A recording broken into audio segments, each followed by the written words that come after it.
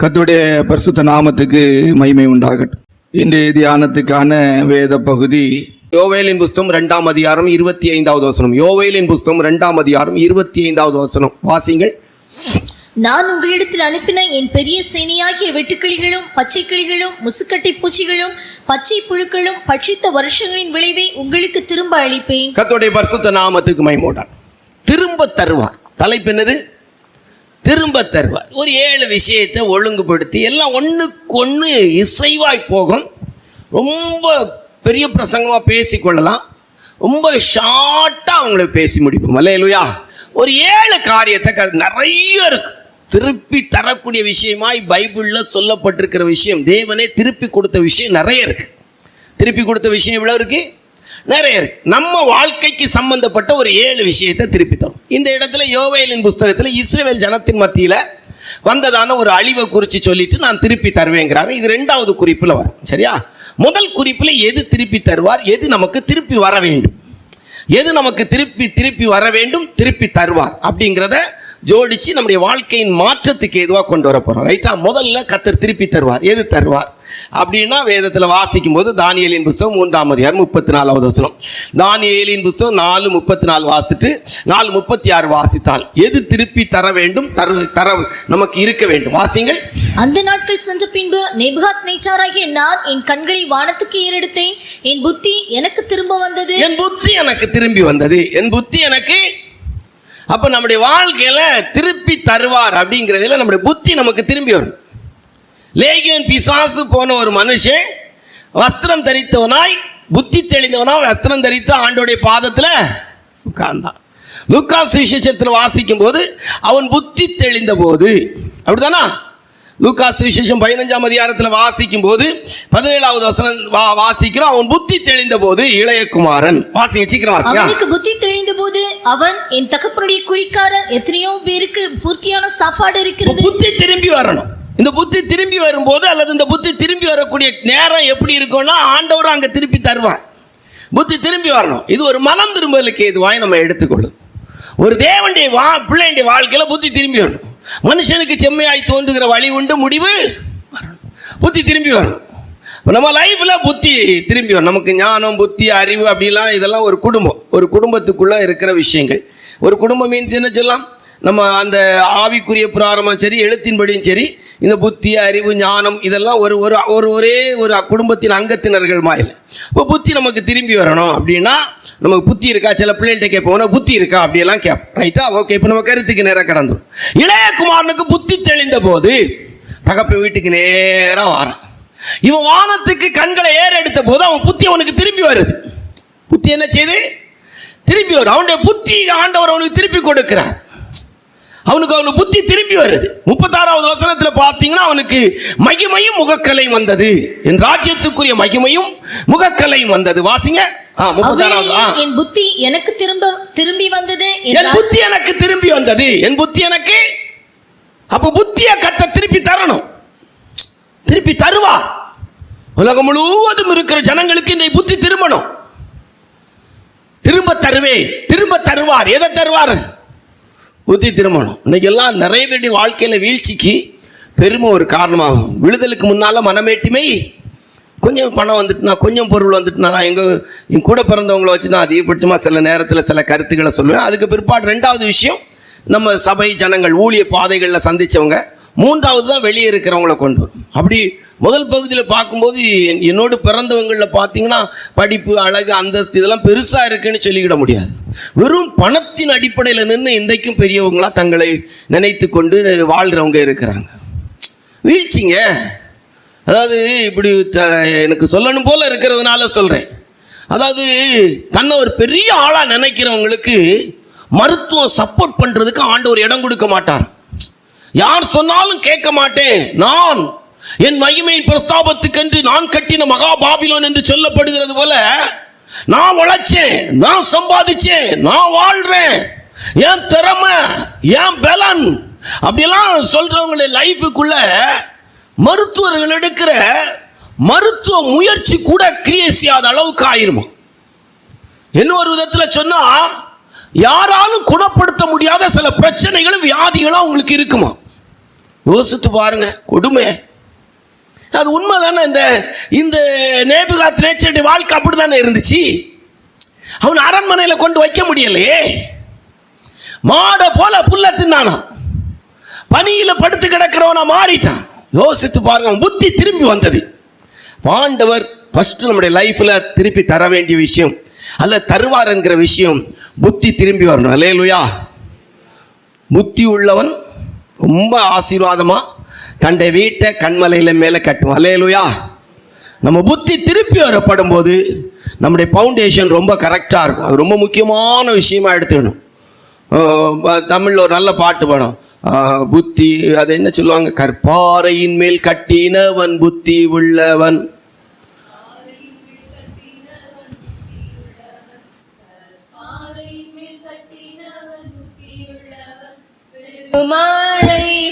இத போதும், இப்ப நீங்க பாடி வரைக்குள்ள நேரம் ஆயிடும். அப்ப இப்ப எப்படி பாடுறாங்க? இப்ப அந்த பாட்டை என்ன செய்யறாங்க? பாறை பொடி வைத்து கட்டினவன் புத்தி உள்ளவன். இப்ப வீடுகள்லாம் எப்படி கட்டுறாங்க? பாறைப்பொடி. அதுக்கு எனக்கு தெரியாது. நம்ம இப்போ அப்படி நம்ம அந்த பகுதிக்குள்ளே போன நம்ம பிரசங்கம் இப்போவுமே 10 நிமிஷம் போயிட்டு மனசுக்கு இருக்கிறன்னு இருக்கு. ரைட், நம்ம கருத்துக்கு வந்துடும். அப்போ புத்தி திருப்பி தர வேண்டும். கர்த்தர் புத்தியை திருப்பி தருகிறார். பூமியில வானத்தின் கீழே மனுஷ ஜாதிக்குள்ளே ரட்சிப்படைவதற்கு ஆண்டோடைய நாமமே அல்லாமல் வேறொரு நாமம் இல்லை. எங்க இருக்கிற மனிதனும் புத்தி உள்ளவனாய் மாற்றப்பட வேண்டியது அவசியமாக இருக்கிறது. ஆனால் இன்றைக்கு அந்த அனுபவத்தை பார்த்தா ரொம்ப குறைவா இருக்குது. மனிதன் தன் வாழ்க்கையில் அவன் போக்கில் அவன் இஷ்டத்துக்கு அவன் விரும்புறது போல இருக்கிறான். ஆனால் இங்கே நேபுகாத்ராட்சி சொல்றான், நான் வானத்தை நோக்கி அண்ணாண்டு பார்த்தேன், வானத்துக்கு நேராக என் கண்களை ஏறெடுத்தேன், என்னுடைய புத்தி எனக்கு திரும்பி வந்தது. நான் ஒன்றுமில்லை என்பதை உணர்வதற்கு ஒரு புத்தி. எனக்கு மேல தேவன் ஒருவர் இருக்கிறார், அவரால் தான் எனக்கு எல்லாம் உண்டாயிருக்கிறது, அவரால் தான் நான் வாழ்கிறேன், அவரால் தான் நான் பிழைத்திருக்கிறேன், அவரால் அவருக்கென்று அவர் மூலமாய் உண்டாக்கப்பட்டிருக்கேன் என்ற உணர்வுக்கேற்ற ஒரு புத்தி எனக்கு வந்தபோது 36வது வசனத்திலே சொல்லப்பட்டிருக்கிறது, என் ராஜ்யத்தின் மேன்மைக்காக என் மகிமையும் என் முகக்கலையும் எனக்கு திரும்பி வந்தது. அல்லேலூயா. அப்ப முதலாவது திரும்பி வர வேண்டியது அந்த புத்தி, மனம் திரும்பலுக்கேற்ற ஒரு புத்தியும் அந்த புத்தியோடு கூடிய தேவனுடைய மகிமையும் முகக்கலையும். அல்லேலூயா. ஒரு மனம் திரும்பின ஒரு மனுஷனுடைய முகம் ஒரு பிரகாசமா இருக்குங்க. உண்மையிலே சீரியஸா சொல்லு, ஒரு மனுஷன் ரட்சிக்கப்பட்டிருந்தானா அந்த முகத்தில் ஒரு ரட்சிப்பின் சந்தோஷம் இருக்கும். அல்லேலூயா. அப்போ முதல்ல ஆண்டவர் திருப்பி தருவார். எதை திருப்பி தருவார்? புத்தியை திருப்பி தருவார். ஒருவேளை இன்றைக்கு காலை ஆராதனையில் யாரும் நம்ம சபையில் அப்படி இருக்கிறாங்கன்னு சொல்ல முடியாது. பிரசங்க குறிப்புக்கு ஏதுவாக நம்ம இதை லேசாக சொல்லிட்டு போயிடும். 2 திருப்பி தருவார் அப்படிங்கிறதுல சொன்னா ஆண்டவராகிய தேவன் எதை திருப்பி தருவார்? யோவேலின் புஸ்தகம் 2ஆம் அதிகாரம் 25வது வசனத்தை வாசித்தார். யோவேலின் புஸ்தகம் 2:25 வாசியா. நான் உங்களிடத்தில் அனுப்பின என் பெரிய சேனையாகிய வெட்டுக்கிளிகளும் பச்சை கிளிகளும் முசுக்கட்டை பூச்சிகளும் பச்சை புழுக்களும் பட்சித்த வருஷங்களின் விளைவை உங்களுக்கு திரும்ப அளிப்பேன். அப்போ நம்முடைய வாழ்க்கையில கடந்த நாட்கள்ல வெட்டுக்கிளி, பச்சை கிளி, முசுக்கட்டை பூச்சி, பச்சை புழு, இந்த 4 ஐட்டம் வரிசையா அழிச்ச அழிவை திருப்பி தருவார். இப்ப இங்க இருக்கிற எல்லாருக்கும் இந்த சூழ்நிலை இருக்க. யாரோ ஒரு குடும்பம் 2 குடும்பத்தில் கடந்த வருஷங்களில் கடந்த காலங்களில் ஒரு வேளை இப்படிப்பட்ட எத்தனையோ வித அழிவுக்குரிய விஷயங்கள் உங்கள் குடும்பத்தில் வந்திருக்கலாம். நீங்கள் நல்லது செய்தோ நல்லது செய்யாமலோ ஏதோ சின்ன சின்ன குறைவுகள், பலகீனங்கள், சில விஷயங்களை தப்பாக செய்ததுனால இப்படிப்பட்ட காரியங்கள் வந்திருக்கும். அல்லேலூயா. வட்டி கடன் வாங்கியிருப்பீங்க, அப்புறம் மீட்டர் வட்டி வாங்கியிருப்பேன், மீட்டர் வட்டி வாங்கி குழு வட்டி வாங்கியிருப்பேன், குழு வட்டி வந்து குடும்ப வட்டி வாங்கியிருப்பீங்க, குடும்ப வட்டி வாங்கி குடும்ப அட்டை வட்டி வாங்கி குடும்ப அட்டை வாங்கி திருப்பி கேஸ் அட்டை வாங்கி இப்படி ஒவ்வொரு அட்டைக்கா ஒவ்வொரு கடன் என்ன செய்திருப்பீங்க, இப்படி வாங்கியிருப்போம். நம்ம அப்படி தானே ஒவ்வொரு புழுவா வர்றது அப்படி தானே இருக்கும். முசுக்கட்டை பூச்சி, பச்சை புழு, வெட்டுக்கிளி, பச்சை கிளி, இதெல்லாம் இந்த மாதிரி பட்டை தானே. என்ன இப்போ நம்ம ஆட்களுக்கு சொல்லும் போது கடனுக்கு தான் என்ன சொல்ல முடியும். லோன் எடுப்பாங்க. லோனை கட்டுறதுக்கு என்ன ஒரு குழுவில் கடன் வாங்குவாங்க. குழுவை கட்டுறதுக்கு அந்த நேரம் பார்த்து ஒருத்தங்கள்ட்ட ஒரு 50,000 ரூபா வட்டி கேட்போம். அவங்களும் நாங்கள் 1 பைசா வட்டிக்கும்பாங்க. 1 பைசா வட்டிக்கு 50,000 ரூபாய் வாங்குவாங்க. அவங்களுக்கு ஒரு 5,000 ரூபா கொடுக்க மீட்டர் வட்டி வாங்குவாங்க. வந்துட்டா 4 பூச்சி வந்துச்சா வரலையா? வந்துட்டு இப்போ இந்த 4 பூச்சி வந்து என்னாச்சு, வீட்டில் கிடப்பாட்டில் நம்மளை கொண்டு வந்துடும். ரைட்டா? அப்போ இப்படி இது ஒரு அனுபவம். அப்போ இதெல்லாம் அப்போ ஆண்டவரை அனுமதிச்சார் எனக்கு தெரியாது. சரியா? இங்கே இஸ்ரவேல் ஜனத்தினுடைய குறைவு நிமித்தமாக அவங்களுடைய வாழ்க்கைக்குள்ளே 4 விதமான அனுபவங்கள் அனுப்பப்பட்டதாய் வேதம் சொல்லுது. ஆனா ஆண்டவர் சொல்றாரு, இப்ப இப்படியெல்லாம் நடந்தது உண்மை, உன் குடும்பத்துக்குள்ளெல்லாம் இப்படியெல்லாம் வந்தது உண்மை, ஆனால் எல்லாவற்றையும் என்ன செய்வேன்? திருப்பி தருவேன். நீங்க இந்த வசனத்தை தேவைப்பட்டவங்க எடுத்துருங்க, தேவையில்லாதவங்க எடுத்துட்டு போய் வைக்காங்க. அல்லேலூயா. அவசியப்பட்டவங்க இந்த வசனத்தை இன்றைக்கு எனக்கு தீர்க்க தரிசனமா கர்த்தர் தந்திருக்கிறார். இன்றைக்கு இல்லை, என் வாழ்நாட்களுக்கு எனக்கு தீர்க்க தரிசனம். அல்லேலூயா. கர்த்தர் எனக்கு திருப்பி தருவார். கர்த்தர் எனக்கு திருப்பி தருவார். எல்லா விளைச்சலையும் திருப்பி தருவாரா தரமாட்டாரா? ஆமா. எது எப்படி சாப்பிட்டு நீங்க மொட்டையா வைக்கப்பட்டிருந்தாலும் பரவாயில்லை, வெட்டுக்கிளி கொஞ்சத்தை சாப்பிட்டு போச்சு, பச்சை கிளி கொஞ்சத்தை சாப்பிட்டு, மொசுக்கட்டை பூச்சி கொஞ்சத்தை சாப்பிட்டது, அப்புறம் பச்சை புழு எல்லாத்தையும் சாப்பிட்டுட்டு பச்சை கலரே இல்லை, வெறும் மொட்டையா நீங்க இருக்கிறீங்களா? கவலைப்படாங்க. ஆண்டவர் உங்களுக்கு சொல்றாரு, எல்லாம் சாப்பிட்ட வருஷங்களின் அனுபவத்தில் உள்ள எல்லாவற்றையும் நான் உங்களுக்கு திருப்பி தருவேன். அல்லேலூயா. நம்ம ஆட்களுக்கு ஒரு வெட்டுக்கிளியும் கிடையாது, ஒரு பச்சை கிளியும் கிடையாது, மொசுக்கட்டை பூச்சியும் கிடையாது. ஒரு வார்த்தை சொல்லணும் போல தோன்றேனால பச்சை புழுவும் கிடையாது. நல்ல பசுபசேன்னு இருந்தால் கூட திருப்தி இல்லாமல் ஊரில் கிடக்கிறதெல்லாம் பார்த்துக்கிட்டு நம்ம ஆட்கள் புலம்பிக்கிட்டு இருக்கிறாங்க. அல்லேலூயா. சிலருக்கெல்லாம் திருப்தியே இல்லைங்க.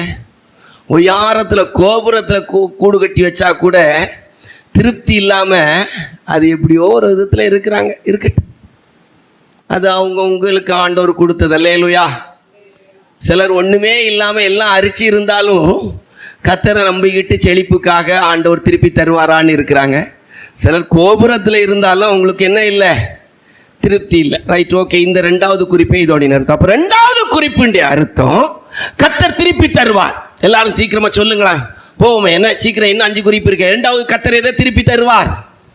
நம்ம ஆண்டவர் இந்த இங்க இனிமையான பிரசங்கம் சிரிச்சு கேளுங்களா. அல்லேலூயா. 2வது ஏசப்பா எதை திருப்பி தருவார்? ஏசப்பா எதை திருப்பி தருவார்? ஏதாவது உங்க குடும்பத்தில் இழந்து போயிருப்பீங்களானா, ஏதாவது நீங்க உங்க குடும்பத்தில் சாத்தானோ மனுஷங்களோ யாரால நீங்க ஏமாற்றப்பட்டிருந்தாலும் சரி, எப்படிப்பட்ட இழப்புகள் வந்திருந்தாலும் சரி, எப்படிப்பட்ட நஷ்டங்கள் வந்திருந்தாலும் சரி, எப்படிப்பட்ட அழிவுகள் வந்திருந்தாலும் சரி, எப்படிப்பட்ட சேதவாரங்கள் உண்டாயிருந்தாலும் சரி, எல்லாவற்றையும் கர்த்தர் திருப்பி தருவார். அல்லேலூயா. இந்த வேலை யாருடைய வேலை? ஆண்டோடைய வேலை. எங்கெங்க வீடு வீடாக போய் கேட்கணும், நிற்கணும், யார்ட்டையும் போய் கை கட்டி நிற்கணும்னு நினைக்காங்க. அல்லேலூயா. உண்மையிலே சொல்கிறேன், ஒரு சின்ன உணர்த்துதல் இருக்கிறேன், அதை சொல்லணும்னு இல்லை. கடந்த வாரத்தில் ஊழிய பாதையில் எங்களுக்கு கொஞ்சம் தேவைகள். அப்போது நாங்கள் பிரைசிங் நேரத்தில் கொஞ்சம் சும்மா சோத்திரம் பண்ணோம். ஆண்டவர் சொன்னார், புதிய பாதைகளை திறக்கும்படியாய் சோத்திரம் பண்ண. அல்லேலூயா. புதிய பாதைகளை ஆண்டவரே திறக்கணும்னு சோத்திரம் பண்ணும். ஆண்டவர் ஆச்சரியபரமாக திறந்தார். நல்ல ஆசீர்வாதமாக இருக்கிறோம். அல்லேலூயா. எதுவும் அழிஞ்சு அல்ல, நல்லா புரிஞ்சுக்கணும். திருப்பி நீங்கள் கேட்டக்கூடாது, மொசுக்கட்டை பூச்சி வந்துச்சா, வெட்டுக்கிளி வந்துச்சா, பச்சை கிளி வந்துச்சா, ஒரு பூச்சியும் வரல. தேவைகள் இருந்துச்சு, புதிய வழியை கர்த்தர் திறந்தார். அல்லேலூயா. அதான் ஒன்று. இப்போ எதுக்கு சொல்லனா, யார்ட்டையும் நம்ம போகாண்டாம். தேவனின் கடமையில முதல் கடமை இந்த பூமியில இருக்க ராஜநாகத்துக்கு சோறு கொடுத்துங்க, சாப்பாடு கொடுக்கணும். அல்லேலூயா. காட்டுல இருக்க எல்லா மிருகத்துக்கும் அவர் தான் கூப்பிடுற காக்கை குஞ்சிக்கு ஆகாரம் கொடுக்கிற ஆண்டவருக்கு வேற என்ன டியூட்டின்னு நான் கேட்கிறேன். அப்படி இருக்கும்போது உங்களுக்கு எனக்கும் ஆசீர்வாதத்தை தராம வேற என்ன வேலையா? உட்கார்ந்து கேளுங்களா. அல்லேலூயா. போங்க, இந்த ஒரு வசனத்தை எடுத்துட்டு போய் உட்காருங்க. திருப்பி தருவேன்னு சொன்னீங்களே, திருப்பி தருவேன்னு சொல்லி இருக்கிறீங்களே, உங்க ஊழியக்காரர்களை கொண்டு இந்த வார்த்தையை நீங்க பேச வச்சிருக்கிறீங்களே, இந்த வார்த்தைக்கு என் குடும்பத்துக்கு சம்பந்தம் உண்டான்னு கேளுங்க. ஆமான்னு சொன்னா கர்த்தர் கண்டிப்பா தருவார். அல்லேலூயா. இல்லைன்னு சொன்னா விடாதுங்க, ஏன்னு கேளுங்க. காரணத்தை கேட்டு காரணத்தை சரிப்படுத்துங்க, மறுபடியும் உங்களுக்கு நிறைவேறும். அல்லேலூயா. சரிதானா? 2 3 மூன்றாவது திருப்பி தருவார். எதை தருவார்? ரைட்டா? அப்படியே லைன்ல பிடிச்சுப்போம். 3வது ஆண்டவராகிய தேவன் நமக்கு திருப்பி தருவார். எதை தருவார்? வாசிங்க பார்ப்போம். நியாயாதிபதிகளின் புஸ்தகம் 15ஆம் அதிகாரம் 19வது வசனத்தை வாசிப்போம். நியாயாதிபதிகள் 15:19. அப்பொழுது தேவன் லேகியில் உள்ள பள்ளத்தை பிளக்க பண்ணினார், அதிலிருந்து தண்ணீர் ஓடி வந்தது, அவன் குடித்தபோது அவன் உயிர் திரும்ப வந்தது, அவன் பிழைத்தான். உயிர் திரும்பி வரணும். உயிர் என்ன செய்யணும்? திரும்பி வரணும். பிரசங்கம் போற லைன் புரியுதா? அன்னைக்கு நல்ல இனிப்பா இருக்கா? கொஞ்சம் இனிப்பா இருக்கு, போக போக நல்லா இனிக்கும். ரைட், அல்லேலூயா. சரியா? அப்போ திரும்பி தருவார். இப்போ சிம்சோன் 1000 பேரை கொன்று பயங்கர தாகத்தில் இருக்கிறார். தண்ணிக்கு வழியே இல்லை. எனக்கு ஆண்டவர்கிட்ட ரொம்ப பிடிக்கிற விஷயங்க, ஒரு மனுஷனுக்காகலாம் ஆண்டவர் செய்திருக்கிற செயலெல்லாம் பார்த்தா ரொம்ப ஆச்சரியமா. இவனுக்கு அந்த எலியாவுக்கு கொஞ்சம் தண்ணி கொண்டு வந்த பாத்திரத்தில் தண்ணி வந்து கொடுத்துருக்கலாமா? கொடுத்துருக்க முடியாதா? கொடுத்துருக்கலாம். ஒரு பள்ளத்தை பிளக்க பண்ணி தண்ணி புறப்பட்டு வர வச்சாராம் இம்மீடியட்டா. அல்லேலூயா. எவ்வளோ நல்ல தேவன் பாருங்க. ஆகாருக்கு அவன் பிள்ளைக்கும் ஒரு துறவை என்ன செய்தாராம்? காட்டி கொடுத்தாரு. அந்த துறவை அதுக்கு முந்தால இல்லை இருந்திருக்குமானே தெரியல. ஆண்டோட்டு போய் அதெல்லாம் கேட்கணும். எப்படிப்பா? அதெல்லாம் ஒரு மேஜிக் மாதிரி. அல்லேலூயா. எவ்வளவு நல்ல தேவன் பாருங்க. அந்த வசனத்தை வாசிய பள்ளத்தை பிளக்க பண்ணினார். வாசியா. அப்பொழுது தேவன் லேகியில் உள்ள பள்ளத்தை பிளக்க பண்ணினார். அப்பொழுது தேவன் லேகியில் உள்ள பள்ளத்தை பிளக்க பண்ணினார். அதிலிருந்து தண்ணி மெதுவா போலாம் நினைச்ச ஆண்டவர் சொன்னார், ஓடிப்போ ஓடிப்போ ஓடிப்போ ஓடிப்போ ஓடிப்போ. அப்படிதான் நான் அந்த வசனத்தை நீங்க எப்படி எடுக்கிறீங்கன்னு தெரியல. எனக்கு நான் ஒரு சின்ன பையன் மாதிரி, சின்ன குழந்தை மாதிரி, பைபிள்க்குள்ள வந்து ஒரு சின்ன குழந்தை கிடந்து விளையாடல, அதே போல தான் நான் விளையாடிட்டு. நீங்கள் பார்த்து மனத்தாழ்மையாக சொல்லி அதனால எதுவும் வித்தியாசமாக எடுத்துறாங்க. ஏன்னா சில விஷயம்லாம் எனக்கு அப்படி இருந்தால் அப்படி தான் இருக்கும். அதில் எனக்கு இன்னைக்கு காலையில் தொட்ட வார்த்தை என்னென்னா ஓடி வந்தது. என்ன வந்துச்சு? தண்ணி எப்படி வந்துச்சு? தண்ணி வருது. ஆண்டவர் சொல்ல, இல்லை மெதுவாக போகாது, ஓடிப்போ ஓடிப்போ ஓடிப்போ ஓடிப்போ, அவன் தாகத்தில் இருக்கான், ஓடிப்போ. அப்படிதான் நான் விழுந்து தண்ணி வேகமாக வந்திருக்கு. நான் நினைக்கிறேன் சிம்சோன்ட்டு வந்தபோது இடமா இருந்திருக்கான் கோரி குடிக்கிறதுக்கு. அல்லேலூயா. ஆண்டவர் எவ்வளோ நல்ல தெய்வம் பாருங்க. எத்தனை பேர் நினைக்கிறீங்க எனக்கு தேவையான சுகத்தை கர்த்தர் சீக்கிரமாக தருவார்? சீக்கிரமாக இல்லை, உடனே தருவார். அல்லேலூயா. சீக்கிரமாங்கிற வார்த்தையெல்லாம் ரெண்டாவது தான் கொண்டு வரணும். First immediate. அல்லேலூயா. நீங்கள் எப்படி எடுக்கிறீங்கன்னு தெரியல. இந்த விஷயத்துலலாம் நான் ஆண்டவர்கிட்ட சில நேரம் கேட்பேன், கஷ்டமாக இருக்கும்போதெல்லாம் கேட்பேன், ஆண்டவரே எனக்கு சுகம் வேணாம் ஏசுப்பா, கொஞ்சம் கஷ்டமே எனக்கு சகிக்கிறதுக்கு இதாக இருந்துட்டு நான் உடனே சொல்லுவேன், எனக்கு சுகம் உடனே வேணும், எனக்கு தேவை, நான் நல்லா சுகமாக இருக்கணும். சுகமாக இருக்கணும். அல்லேலூயா. எனக்கு வரக்கூடாதுங்கிறதுல எனக்கு சுகமாக இருக்கணும், நான் சுகமாக இருக்கணும். அல்லேலூயா. ஆமாம். அப்படி இல்லையா, என் கிருபை உனக்கு போதும், பலகீனத்தில் என்பரன் பூரணமாய் விளங்கும். சில நேரங்களில் சில வாகனங்களில் சின்ன சின்ன மிஸ்டேக் இருக்கும், ஆனால் வண்டி போகிறதுக்கு எந்த தடையும் இருக்காது. அது மாதிரி என் லைஃப்லையும் சில குறைவுகள் பலகீனங்கள் போல் சர்றதுலேருந்து அது எனக்கு வந்து அது வந்து மேட்ராகவே இருக்கக்கூடாது. இயற்கை அப்பாற்பட்ட சூப்பர் நேச்சுரல் எக்ஸ்ட்ராடினரி பவரை தந்துடணும். அல்லேலூயா. ஆமாம், இருக்கவே கூடாது. ஒருவேளை அனுமதிக்கப்பட்டால் அதை மேற்கொண்டு வாழ்வதற்குரிய பவர் என்கிட்ட இருக்கணும். அல்லேலூயா. ஆமாம். அப்போ மூன்றாவது ஜீவன் திரும்பி வரும். ஜீவன் என்ன செய்யும்? திரும்பி வரும். எத்தனை பேர் விசுவாசிக்கிறீங்க இந்த கால வேளையில், என் காலத்துக்கு முன்னால் நான் சாகவே மாட்டேன்? அல்லேலூயா. என்னுடைய ஜீவன் தேவனுடைய ஆதரவில் கட்டப்பட்டிருக்கு. அல்லேலூயா. நீங்கள்லாம் கொஞ்சம்லாம் தெய்வீக சுகத்தை அனுபவித்து பழகிட்டீங்கன்னு வைங்களா, உயிரே போனாலும் சரி தெய்வீக சுகத்துக்கு மாறாக போகிறதுக்கு விரும்பவே மாட்டீங்க. அதாவது நீதிமான் மரணத்திலே நம்பிக்கை உள்ளவனா இருக்கிறான். எப்படி இருக்கானா? அப்படி மரணத்தில் நம்பிக்கை இருக்கும். அவனுக்கு தெரியும், நான் சாகிற அன்னைக்கு தான் சாகிற அன்னைக்கு ஆண்டவர்கிட்ட போவேன். அல்லேலூயா. அப்படிலாம் ஒரு நம்பிக்கை இருக்குமானா அது எப்படி விளக்கி சொல்றது? அவ்வளோ சந்தோஷங்க. அல்லேலூயா. என்ன எங்க காலையில் உங்ககிட்ட வரும்போது வயிறு வலியில் தான் வந்தேன். அல்லேலூயா. இப்போ நல்லா தான் பேசிட்டு என்னை பார்த்து அப்படி சொல்ல முடியுமா? உட்கார்ந்துருந்த நேரம் சொல்ல முடியுமா? இல்லைங்க, சொல்லவே முடியாது, வாய்ப்பில்லை. அல்லேலூயா. நாளைக்கு எப்படின்னு தெரியாது, இன்னைக்கு வரைக்கும் வாய்ப்பில்லை. அல்லேலூயா.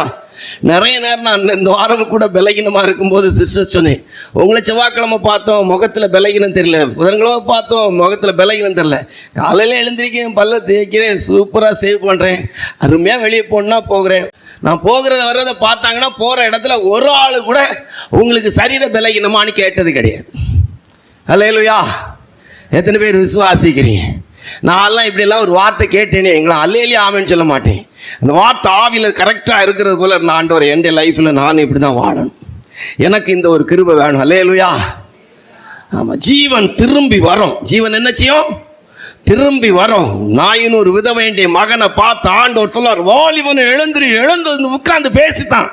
சின்ன பிள்ளையை பார்த்து சொன்னார், சிறுபண்ணை எழுந்திரி தலித்தா கூமி, சிறுபண்ணை எழுந்து உட்கார்ந்து பேசினா, லாசரே வா, வெளியே வந்தான். ஐத்திக பார்த்து அணைத்து கொண்டு தபித்தாளை பார்த்து தபித்தாளை எழுந்திரி வந்தாங்க. எலிசாவின் காலத்துல, எலியாவின் காலத்துல ஜீவன் திரும்பி வந்தது. அல்லேலூயா. திரும்பி வரோம். எந்த வியாதி நம்ம சாவுக்குரியதுன்னு நிர்ணயிச்சுறாங்க. மேற்கொண்டு வாழ்றதுக்கு நமக்கு ஜீவனை திருப்பி தருவார். எசேக்கியேல் தீர்க்கதரிசன புத்தகம் 47ஆம் அதிகாரத்தில் 1வது வசனத்தை வாசித்துட்டு கீழே உள்ள வசனத்தை வாசித்தார். எசேக்கியேல் தீர்க்கதரிசன புத்தகம் 47:1 வாசித்துட்டு கீழே உள்ள வசனத்தை வாசி 1 வாசி. அவர் என்னை ஆலயத்தின் வாசலுக்கு திரும்பி வர பண்ணினார். இதோ வாசற்படியின் கீழிருந்து தண்ணீர் புறப்பட்டு கிழக்கே ஓடுகிறதா இருந்தது. ஆலயத்தின் முகப்பு கிழக்கு நோக்கி இருந்தது.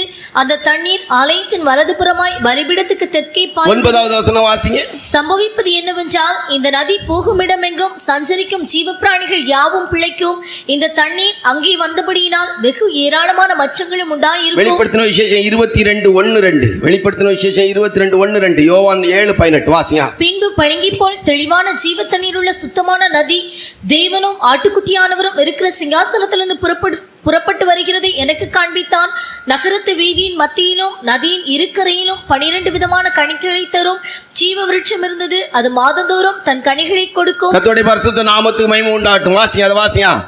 அந்த விருட்சத்தின் இலைகள் ஜனங்களை அந்த விருட்சத்தின் இலைகள் ஜனங்கள் ஆரோக்கியம் அடைகிறதற்கு ஏதுவானவைகள். கர்த்தருடைய பரிசுத்த நாமத்துக்கு மகிமை உண்டாகட்டும். ஒரு நதி, யோவான் சுவிசேஷம் 7:38 வாசிக்கும் போது, என்னை விசுவாசிக்கிற உள்ளத்திலிருந்து ஜீவ தண்ணீர் உள்ள நதிகள் புறப்படும். கர்த்தராகிய இயேசு கிறிஸ்து எழுத்தின்படியே கல்வாரி சிலுவையிலே தன்னை ஜீவ பலியாக ஒப்பு கொடுத்ததனால் பரிசுத்தாவியானோர் பூமிக்கு பொழிந்தள்ளப்பட்டு இன்றைக்கு உயிர்ப்பிக்கிற ஆவியாய் கர்த்தர் மாற்றி வைத்திருக்கிறார். அல்லேலூயா.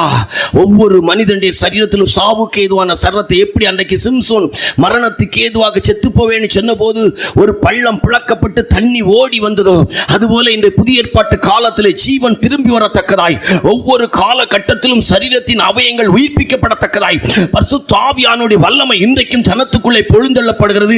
இன்றைக்கு அந்த வல்லமை வரங்களாய் செயல்படுகிறது. இன்றைக்கும் சபை ஜனத்துக்குள்ளே அந்த ஜீவன் இன்றைக்கு சுகமாகுதலின் கிரியை நடப்பிக்கிறது. இந்த காலை ஆராதனை நேரத்திலும் கூட கர்த்தருடைய சமூகத்துக்கு வந்திருக்கிற அருமை சகோதரனே சகோதரியே, அன்றைக்கு சிம்சோனின் ஆவி ஜீவன் திரும்பி வந்தது போல, அவன் உயிர் திரும்பி வந்தது போல இந்த ஆராதனை சமயத்திலும் ஒருவேளை இந்த வார்த்தை கேட்டுக் கொண்டிருக்கிற சகோதரனே சகோதரியே, அருமை தேவனுடைய பிள்ளை, ஒருவேளை உன்னுடைய சரீரத்திலும் கூட சாவுக்கு ஏதுவான வியாதிகள் இருக்குமானால் இந்த பிரசங்கத்தை கேட்டுக் கொண்டிருக்கும் போதே பரிசுத்த ஆவியானுடைய ஜீவன் உனக்குள் திரும்பி வருகிறது. சரீரத்தின் உச்சம் தலை முதற்கொண்டு உள்ளங்கால் வரைக்கும் உன்னுடைய சரீரத்தின் ஒவ்வொரு அவயங்களில் இருக்கிற பலகீனங்களும் மாற்றப்பட்டு அன்றைக்கு சிம்சோனை எழுப்பி நிறுத்தினது போல, பல அப்போஸ்தலர்களை எழுப்பி நிறுத்தினது போல, செத்து போனவளை எழுப்பி நிறுத்தினது போல இன்றைக்கும் பரிசுத்த ஆவியானுடைய வல்லமையால் இந்த காலை ஆராதனை சமயத்திலே தேவ ஜீவன் உனக்குள் உண்டாவதாக. நம்முடைய மத்தியில் இருக்கிற தெய்வ சமூகமும் பரிசுத்த ஆவியானுடைய நிறைவோடு கூட திருப்பி தருவார் என்ற வார்த்தையின் அடிப்படையிலே மூன்றாவதாக உனக்குள் இந்த காலை ஆராதனை நேரத்திலே இந்த வார்த்தை கேட்கும் போதே தெய்வ ஜீவன் உண்டாவதாக. அல்லேலூயா. கர்த்தருடைய பரிசுத்த நாமத்துக்கு மகிமை. நான்காவதாக கர்த்தர் திருப்பி தருவார். கர்த்தர் நமக்கு எதை திருப்பி தருவார் அப்படின்னு சொன்னா, நாகும் 2:2, எண்ணாகமம் 24:5, எண்ணாகமம் 23:9-10. இது கொஞ்சம் ஸ்பிரிச்சுவலா அப்படி போறோம், ஸ்டெப்பா அப்படி போறோம். வாசியா, நாகும் 2:2. வெறுமையாக்குகிறவர்கள் அவர்களை வெறுமையாக்கி அவர்களுடைய திராட்சை கொடிகளை கெடுத்து போட்டாலும் கர்த்தர் யாக்கோபின் மகிமையை திரும்பி வர பண்ணுவது போல் இஸ்ரவேலின் மகிமையும் திரும்பி வர பண்ணுவார். யாக்கோபின் மகிமையும் இஸ்ரவேலின் மகிமையும் திரும்பி வர பண்ணுவார். அல்லேலூயா. அப்ப நாலாவது திருப்பி தருவார். திரும்பி வரும். எப்படி வரும்? லைஃப்ல சூழ்நிலை எல்லாம் பார்த்து ஏதாவது இழந்தீங்கன்னா சொல்லுங்க, திரும்பி வரும். எப்படி சொல்லுங்க? திரும்பி வரும். அதுக்கு தான் யோபுவினுடைய சரித்திரம் எல்லாம் நமக்கு இருக்கு. அல்லேலூயா. 11,000 மிருக ஜீவன்களை இழந்தா 22 வந்துச்சு. நம்ம எப்பவும் யோபு எல்லாம் எடுத்தா நம்ம பிரசங்கத்துல எல்லாம் யோபு வந்து போறவங்க இல்லையா? அடிக்கடி நம்ம பிரசங்கத்துல யாரு யோபு இந்த மாதிரி பட்டவங்க எல்லாம் வந்து போவாங்க. அதனால தான் இன்னைக்கு யோபு எல்லாம் கொண்டு வரல. இப்ப யார் வாரானா? யாக்கோபு வாரா. யாக்கோபின் மகிமை இஸ்ரவேலின் மகிமையை திரும்பி வர பண்ணுவேன். அல்லேலூயா. வருமா வராதா? வராங்க. அல்லேலூயா.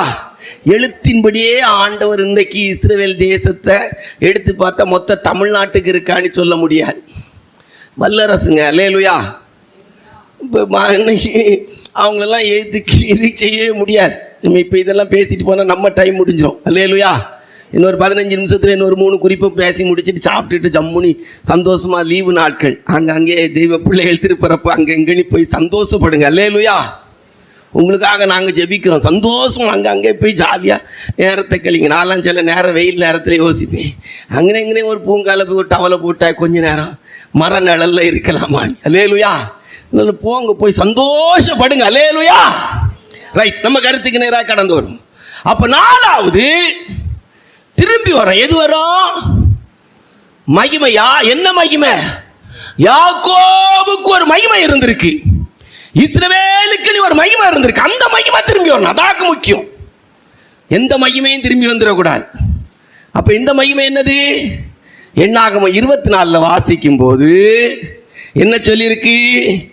இஸ்ரவேலே யாக்கோபே உன் கூடாரங்களும் இஸ்ரவேலே உன் வாசஸ்தலங்களும் எவ்வளவு அழகா இருக்கு. 24:5 வாசிங்க.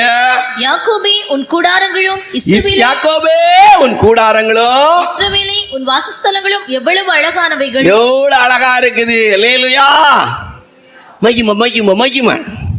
யாக்கோபு இஸ்ரவேலுடைய மகிமை. அல்லேலூயா. இந்த மகிமை எப்படி இருக்குன்னு தெரியுமா? இப்போ ஜோடிக்கும் போது தான் உங்களுக்கு சிலருக்கு சிக்கு சிக்கு சிக்குன்னு கொஞ்சம் தைக்கும், வேற வழி இல்லையே.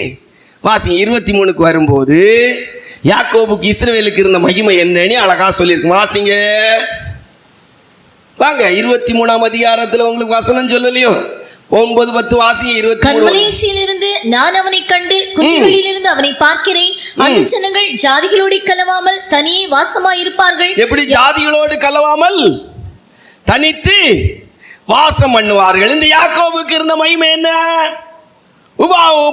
ஆதியாகமம் 35ஆம் அதிகாரம் வாசிக்கும் போது 33ல இருந்து வாசிங்க. நாம் எழுந்து பெத்தேலுக்கு போவோம் வாருங்கள். ஆண்டவர் யாக்கோபுட்ட சொல்லார், யாக்கோபு நீ பெத்தேலுக்கு போப்பா அப்படிங்கிறார். சரி ஆண்டவரே அப்படின்னு சொல்லி பெத்தேலுக்கு போறார். எங்க போறாரு? பெத்தேலுக்கு போறார். நாம் எழுந்து பெத்தேலுக்கு போவோம் வாருங்களா. எனக்கு ஆபத்து நேரிட்ட நாளில் என் விண்ணப்பத்துக்கு உத்தரவு அருளி செய்து நான் நடந்த வழியிலே என்னோட கூட இருந்த தேவனுக்கு அங்கே ஒரு பலிபீடத்தை உண்டாக்குவேன் என்றான். அப்பொழுது அவர்கள் தங்கள் கையில் இருந்த எல்லா அந்நிய தெய்வங்களையும் தங்கள் காதணிகளையும் யாக்கோபினிடத்தில் கொடுத்தார்கள். யாக்கோபு அவைகளை சீகேமூர் அருகே இருந்த ஒரு கர்வாலி மரத்தின் கீழே புதைத்து போட்டான். யாக்கோபுக்கு என்ன மகிமை இருந்திருக்கும்?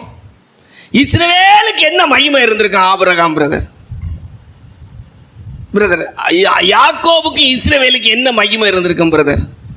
கொஞ்சம் பணம் இருந்திருக்கும், நகை இருந்திருக்கும், நகை நட்டு போட்டிருப்பாங்க. அப்படிதானா? அப்படிதானா? யாக்கோபின் மகிமையும் இஸ்ரவேலின் மகிமையை நான் என்ன செய்வேன்? திரும்பி வருவேன். இந்த யாக்கோபுக்கு இருந்த மகிமை என்ன அப்படிங்கிறதை இஸ்ரவேலுக்கு இருந்த மகிமையும் என்னாகமம் 24:5 சொல்லும் போது சொன்னோம். யாக்கோபே உன் கூடாரங்களும் இஸ்ரவேலே உன் வாசஸ்தலங்களும் எவ்வளவு அழகா இருக்கிற. நல்லா கவனிச்சிடுங்க. ஒரு சின்ன இது, அதனால நீங்க யாருங்க களத்தி இழத்தி போட்டு போயிடாங்க. கர்த்தருடைய பரிசுத்த நாமத்துமே மாட்டாட்டு. இப்போ நல்லா கவனிச்சு பார்த்தா இப்போ வாரம் அப்படி லைனை பிடிச்சு வாரம். யாக்கோபுன் கூடாரமும் இஸ்ரவேலின் வாசஸ்தலமும் ஜாதிகளோடு கலவாமல் தனித்து வாசம் பண்ணுது. இவங்க பெத்தேலுக்கு வரும்போது இப்போ உபதேச ரீதியில 4வது குறிப்பு 3 ரொம்ப இனிப்பா இருந்து இது கொஞ்சம் லேசா புளிப்படிச்சு வருதுன்னு நினைச்சீங்கன்னா 4-5 கொஞ்சம் இதாத்தான் இருக்கும். ஃபுல்லா இனிப்பு சாப்பிட்டோம்னா பற்றி பிடிங்கிரும். அதனால தான் கொஞ்சம் லேசா புளிப்பு துவர்ப்பு சேர்த்து கொண்டு போடலாம்.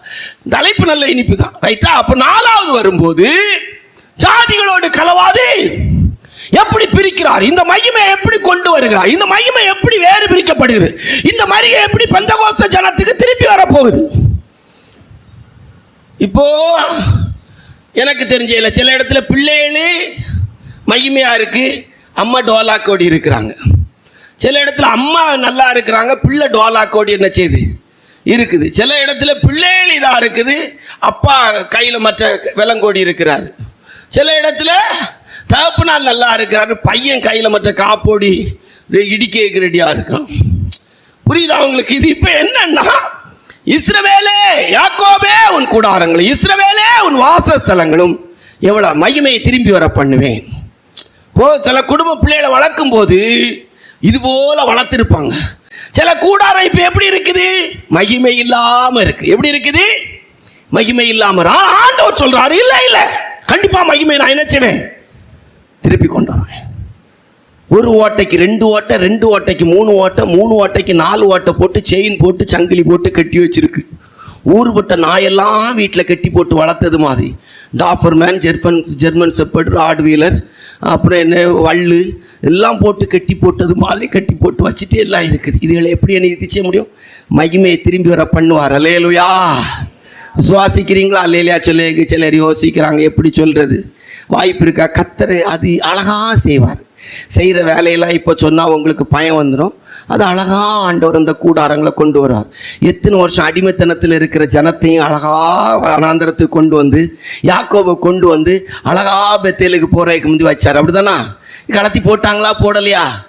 போன வாரத்துலேயும் சொன்ன யாத்திராங்கம் 33ஆம் அதிகாரத்தில் வரும்போது இஸ்ரவேல் ஜனங்கள் எல்லாம் அவங்க என்ன செய்தாங்களா? எல்லாவற்றையும் கலத்தி ரோட்லேயே போட்டு போயிருக்கிறாங்க. இன்னைக்கு இப்படி ஒரு ஊழியக்காரன் செய்தா போதும், தமிழ்நாட்டில் எழுப்புதல் உண்டாயிரும். அல்லேலூயா. எழுப்புதலுக்காக ஜெபிக்கிற ஊழியக்காரங்களுக்கு ஒரு கடிதாசி எழுதுங்க. ஒரு வாட்ஸ்அப்பில் ஒரு மெசேஜ் போடுங்க. ஐயா, இதே போல நீங்க இந்த 35ஆம் அதிகாரத்திலையும் இந்த யாத்திராங்கம் 33ஆம் அதிகாரத்திலையும் சொல்லப்பட்டது போல நீங்களும் உங்க குடும்பமும் உங்க மனைவியும் போட்டிருக்கிற ரோட்ல கலத்தி போடுங்க ஐயா, கண்டிப்பா எழுப்புதல் வந்துடும். அல்லேலூயா. யாக்கோபே உன் கூடாரங்கள், இஸ்ரவேலே உன் வாசஸ்தலங்கள் எவ்வளவு, அந்த மகிமையை கர்த்தர் திருப்பி வர பண்ணுவேன் என்று சொல்லுகிறார். அல்லேலூயா. பழைய பெந்தகோஸ்த காலம் என்று சொன்னால் அப்படிதான் இருந்துச்சு. டிபிஎம்ல நகை போட்டவங்களுக்கு ஞானஸ்தானமும் கிடையாது, ராபோஜனமும் கிடையாது. இப்போ அப்படி சொன்னா டிபிஎம்ல ஊழியக்காரங்க மட்டும்தான் எடுக்கணும். அவங்க கிட்ட இருக்கான்னு நமக்கு தெரியாது. ஏன்னா ஏதாவது விசுவாசி கொடுத்ததுல ரூமுகளில் இது எல்லாம் அடவு கேட்க இல்லை சும்மா வச்சிருக்காங்களான்னு தெரியாது. வச்சிருந்தா கொடுக்க முடியாது. வச்சிருந்தா கொடுக்க கஷ்டம் இல்லை. ரைட். இப்போ நம்ம கருத்துக்கு வரும். 4வது மகிமையை திரும்பி பண்ணுவார். நிறைய இருக்கு. நம்ம அந்த நடத்தி அப்படி கொஞ்சம் வரிசையாக கொண்டு போகிறதுக்காக யாக்கோபின் மகிமை, இஸ்ரவேலின் மகிமைங்கிறதுக்கு நிறைய இருக்கு விளக்கம். நம்ம ஒரு வேறுபாட்டின் ஜீவியத்தை கொண்டு வரோம். இஸ்ரவேல், யாக்கோப் என்று சொன்னால் வேறுபட்டு ஜாதிகளோடு கலவாது வேறுபட்டு வாழ்கிற ஜனம். ஒளிக்கும் இருளுக்கும் சம்பந்தம் ஏது? இன்னைக்கு பார்த்தீங்கன்னா அதான் நகை போடாத பிள்ளைய சிஎஸ்சியில் கல்யாணம் பொண்ணு கேட்குறாங்க. ஒரே ஒரு செயின் போட்டால் போதும். என்னாச்சு போட்டால் போதும்? ஒரே ஒரு செயின் போட்டால் போதும். அங்கே இருக்கிறவங்க சொல்லலாம், ஒரு செயின் போடுறதுல என்ன தப்பு? ஒரு செயின் போடுறதுல நீ 1 போட்டாலும் 100 போட்டாலும் அதில் பிரச்சனை கிடையாது. உனக்கு அந்த பிள்ளையை பிடிச்சிருக்குன்னா செயினை எதுக்கு நீ பார்க்கணும்? நீ போடு, செயினை எடு. அதே பிள்ளையை போல ஒரு உருவத்தை ஒரு செவரில் வச்சுட்டு அதில் போட்டுக்கிட்டு நீ திரியா, உனக்கு என்ன இருக்குது? அந்த பிள்ளைக்கு போட்டால் தான் உனக்கு ஆசையா? எவ்வளோ பார்த்தீங்களா? இது நம்ம ஆட்களில் சிலரெல்லாம் செய்கிற சேட்டைகளெல்லாம் எடுத்து பார்த்தீங்கன்னா என்ன சேட்டைகளெல்லாம் சிலர் செய்கிறாங்க தெரியுமா? யாக்கோபின் கூடாரங்கள், இஸ்ரவேலின் வாசஸ்தலங்கள் எவ்வளோ அலங்காரமாக இருக்குது. பொம்பளை பிள்ளைகளுக்கு கொலுசு வரைக்கும் போட்டு நடக்க வச்சு எடுத்துருது. இதுக்கெல்லாம் என்ன செய்யலாம்? நல்ல பரம்பு எடுத்து மொழியில் 2-3 டக்குன்னு கொடுத்தா எப்படி இருக்கும்? பெந்தகோஸ்த அனுபவத்தில் எதுக்கு போடுறோன்னு கூட தெரிய மாட்டாங்க. அது வேற தங்கத்திலலாம் போட்டிருக்காங்க. அவ்வளவுக்கு அவங்களுக்கு அந்த கெத்து பாருங்க, அவ்வளோ ஒரு பெரிய கெத்து இருக்குது. நாங்கள் ஒன்றும் சாதாரணப்பட்டவங்க இல்லை, தங்கத்திலே நாங்கள் காலுக்கு கொலுசு போடுவோம் அப்படிங்கிறதெல்லாம் அவங்களுக்கு ஒரு கெத்துங்க. ஈஸியாக ஒன்றெல்லாம் இதை எடுக்க மாட்டாங்களே. இதெல்லாம் ஒன்றும் மகிமை கிடையாங்க. இதெல்லாம் மகிமைன்னா எனக்கு தெரிஞ்சு நீங்கள் சொல்கிறது போல் பணமும் பொருளும் சொத்தும் இந்த மாதிரிப்பட்ட தங்கமும் மகிமைன்னா நிச்சயமாக சொல்கிறேன், உங்களை விட அம்பானி பெரிய ஆள். அல்லேலூயா. நிச்சயமாக சொல்கிறேன், இதெல்லாம் மகிமை கிடையாது. கர்த்தருக்காக வேறுபடுகிறது மகிமை. அல்லேலூயா. இந்த ஜனத்தை எனக்கென்று வேறுபடுத்தினேன், இவர்கள் என் துதியை சொல்லி வருவார்கள். இருக்குது நீ காட்டுறது மகிமையானால் வேதம் ஒத்துக்கவே செய்யாது. இஸ்ரவேல் ஜனத்தை வெளியே கொண்டு வந்துட்டு சொல்றாரு, யாக்கோவுக்கு திரும்பி வர பண்ணுவேன். ஜாதிகளோடு கலவாது தனித்து வாசம் பண்ணுகிற ஜனம், கோணலும் மாறுபாடும் உள்ள சந்ததியை விட்டு பிரிந்து உங்களை ரட்சித்துக் கொள்ளுங்கள். எல்லாரும் ஒத்து போக முடியாதுங்க. எத்தனை வருஷமா பெந்தகோஸ்த அனுபவத்தில் வளர்ந்துட்டு இன்னைக்கு பிள்ளைகளை பையங்களை கொண்டு போய் எங்கேயோ கொடுக்குறாங்க. எவ்வளவோ கட்டுக்கோப்பான நிலவரத்தில் அந்த ஸ்தாபனங்கள்ல இருக்கிறவங்க கூட பிள்ளைகளை எங்கேயோ கொண்டு கட்டி கொடுக்குறாங்க. இதைத்தான் வேதம் சொல்லுது. நோவாவின் காலத்தில் என்ன சம்பவித்தது அதுபோலவே மனுஷகுமார் வர்ற காலத்தில் சம்பவிக்கும். பெண் கொண்டும் பெண் கொடுத்தும் புசித்தும் குடித்தும் பேழைக்குள்ள போகும் வரைக்கும் ஆண்டவர் சொல்றாரு, இல்லை என் கூட்டம் ஜனத்துக்கு யாக்கோபின் மகிமை இஸ்ரவேலின் மகிமையை திரும்பி வர பண்ணுவேன். கர்த்தர் வேறுபாட்டின் ஜீவியத்துடைய மகிமையை தருவார். அல்லேலூயா. எனக்கெல்லாம் அந்த நம்பிக்கை இருங்க. நம்ம சபையெல்லாம் ஒரு குறிக்கப்பட்ட காலம் வரும்போது இன்னும் பரிசுத்தமாக்குவார். அல்லேலூயா. நல்லா இருக்கும். கொஞ்சம் ஜனம் இருந்தாலும் போதும். அப்போஸ்தலர் நடவடிக்கைகள் ஆரம்பிக்கும் போது 120 பேர் ஆவியில் நிரம்புறாங்க. வெளிப்படுத்தின விசேஷம் என்ன வரும்போது ஒரே ஒரு மனுஷன் கர்த்தருடைய நாளில் ஆவிக்குள்ளாக்கப்பட்டான். அல்லேலூயா. ஒரே ஒரு மனுஷன் அவர் அபிஷேகம் வரும்போது 120 பேர் இருக்கிற இடத்துல பெற்றார். ஆவி நிறைவோடு முடிக்கிற நேரம் வரும்போது பரிசுத்த ஆவிக்குள்ள தனி மனிதனாய் முடிக்க வச்சார். கர்த்தருடைய பரிசுத்த நாமத்துமை. இதெல்லாம் சாதாரணப்பட்ட விஷயம் இல்லை. 4 திரும்பி வர பண்ணுவார் என்று சொல்லும்போது யாக்கோபின் மகிமை, அதை நம்ம ஒரே ஒரு சின்ன விஷயத்துக்கு ஒப்பிட்டு பேசணும். வேறுபாட்டின் ஜீவியம். அல்லேலூயா. எங்கேயும் போய் உட்காந்து எதுக்கும் போய் நின்றுட்டு குத்தக்க நான் நம்ம சபையில் இப்போ சொல்லியிருக்கேன். சண்டே ஸ்கூல் பிள்ளைகளுக்கெல்லாம் அந்த டான்ஸு டிங்கிடி டிங்கிடி டிங்கிடி டெங்கிடி டிங்கிடி டிங்கிடி சிங்கிடி ஜிங்கிடி ஜிங்கிடி பிங்கிடி பிங்கிடி பிங்கிடி ஆபிரகாம் ஈசாக்கு யாக்கோபு தாவீது, இந்த குத்தலாட்ட இதெல்லாம் டான்ஸ் ஒன்றும் வேண்டாம். பிள்ளைகளை கரெக்டாக நல்ல பாட்டு பாடி விடுங்க. முழு பாட்டாக பாடுங்க. ஜீவனே இல்லாத அந்த கோரஸு ஜாஞ்சா தாவீது கவன் எடுத்தா ஏத்தா போராடினான், இந்த ஒரு பாட்டு உங்கள் பாட்டு ஒன்றும் வேண்டாம். ஒரு பாட்டும் டான்ஸும் ஒன்றும் வேண்டாம். நல்ல ஜீவனா இருக்கிற ஒரு தாய் தேற்றுவது போல் என்னேச தேற்றுவார், மார்போடு அணைப்பாரே, மனக்கவலை தீர்ப்பாரே, என்னை மறவா இயேசுநாதா. எங்க இந்த பாட்டுக்கெல்லாம் ஈடு இருக்குன்னு நினைக்கிறீங்க? மகிழ்வோம் மகிழ்வோம் தினமாக மகிழ்வோம், இயேசுராஜனும் சொந்தமாகினா. எந்த காலத்திலும் எந்த நேரத்திலும் நன்றியால் உம்மை நான் துதிப்பேன். ஒட்டு மொத்த கூட்டங்களும் கிடங்கு. நல்ல சின்னது பெருசு, கனத்தது கனம் இல்லாதது எல்லாம் கிடந்து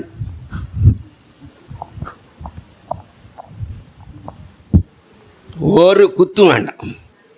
இந்த வாரத்தோடி ஸ்டாப். நம்ம சபை பிள்ளைகள் நல்லா முழு பாட்டு பாடட்டும், நல்லா ஆராதிக்கட்டும். இந்த டான்ஸ் இஸ் ஒன்றும் வேண்டாம். டீச்சர்ஸ் ஆடாண்டா, பிள்ளைகளும் ஆடாண்டா. நிறுத்து. முதல்ல மகிமையான பாட்டு, நல்ல பாட்டு, ஆராதனைக்குரிய பாட்டுகளை பாடுங்க. ஆராதனைக்குரிய விதத்தில் பிள்ளைகளை வளரட்டு. எதுக்கு அந்த இது நமக்கு குத்தாட்ட பாட்டு வேண்டாம் வேண்டாம், நிறுத்து. சுவாலியே வேண்டாம். மகிமை நமக்குன்னு ஒரு நல்ல மகிமை வச்சிருக்காரு. அல்லேலூயா. நம்ம பிள்ளைகளுக்கு நீ ஒரு மகிமை வச்சிருக்காரு. அல்லேலூயா. பிள்ளைகள் பாடுற பாட்டை வந்து பிள்ளைகளோடு இருக்கணும். நான் உன்னை விட்டு விலகுவதில்லை, நான் உன்னை என்றும் கைவிடுவதில்லை. பாடும்போதே அப்படி ஒரு தொங்கு. கர்த்தர் கூட இருக்கிறார்ல. அல்லேலூயா. பிரதர் சொன்ன மாதிரி அன்பர நேசரே, எத்தனை பேர் எப்படி உயிர்ப்பிக்கப்பட்டிருக்கிறாங்க. அன்பர் நேசரண்டை, இந்த பாட்டெலாம் மனப்பாடமாக ஒரு காலத்தில் படித்து லைஃப். அன்பே அன்பே அலைந்தேன் பல நாள் உம்மையும் அறியா. சரியா? அதனால் நம்ம வாழ்க்கையில் இந்த மகிமை என்கிறத வேறுபடுகிறதுக்கு சொல்கிறோம். ரைட்டா? 5 நிறைய பேசிட்டு போகலாம், டைம் ஆகிட்டு. பைபிளை மூடிட்டு பேசுவோம், அப்போ தான் உங்களுக்கு கொஞ்சம் வசதியாக இருக்கும். 5 ஆமோஸ் 2:19 வாசித்தால், ஆமோஸ் 2:19 9:12 வாசித்தான். ஆமோஸ் 9:12 வாசிங்க. 9:12 வாசிங்க.